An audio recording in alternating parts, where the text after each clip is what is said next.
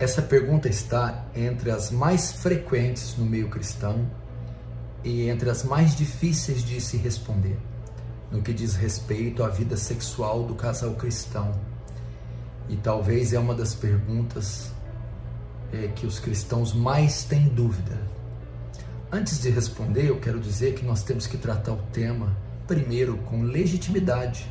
Não há vergonha, não há desonra alguma em querer saber sobre isso. E eu sei que muitos cristãos, ao terem dúvidas sobre o sexo anal, querem tirar a sua dúvida porque querem honrar o Senhor, querem ter uma relação sexual limpa, pura, e não querem ter suas consciências culpadas de algum pecado. Portanto, a dúvida é legítima.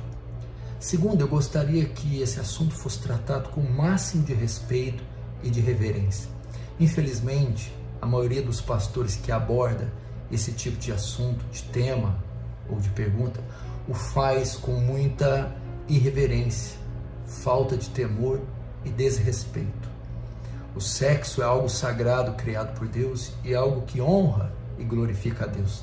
Portanto, deve ser tratado como tal. Sobre esse tema, você vai encontrar duas escolas e duas opiniões bem diferentes uma da outra. Uma vai dizer que é uma prática terminantemente pecaminosa. A outra vai dizer que não há amparo nas Escrituras para dizer que é pecado, colocando assim o tema em um grau de dificuldade ainda maior.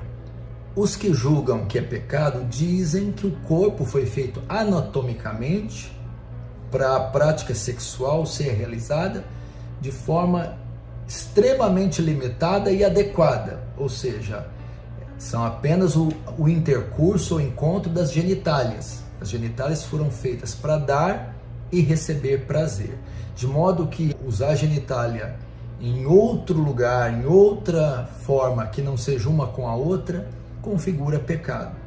Outros vão usar textos de Salomão, por exemplo, que vai dizer para se deleitar com os seios da sua mulher. Ora, sabemos que seios femininos são feitos para amamentar crianças. Logo, o que Salomão intenta com isso? Ele diz que há outras formas de ser usado isso. Ele diz que há partes do corpo que servem também para o prazer sexual. E é diante desse cenário que eu quero trazer a minha resposta. Com relação ao sexo anal, a Bíblia não deixa dúvida que é pecado, porque ele vai contra o uso natural do corpo, como está em Romanos capítulo 1. Portanto, a prática do sexo anal é de fato proibida nas Escrituras, comparada ao pecado de sodomia. Agora, com relação ao sexo oral, nós não temos aí textos muito claros a este respeito. Nós temos alguns que podem nos ajudar nessa pergunta tão difícil. Primeiro, em Hebreus capítulo 13, verso 4, o escritor diz: venerável seja o matrimônio, ou seja, digno de honra, honrado seja o matrimônio, o casamento, e o leito sem mácula, mas Deus julgará os impuros, os adúlteros. Significa que o ato conjugal, o leito, a intimidade sexual do casal deve ser livre de impureza. No contexto está falando de adultério. Mas não somente isso.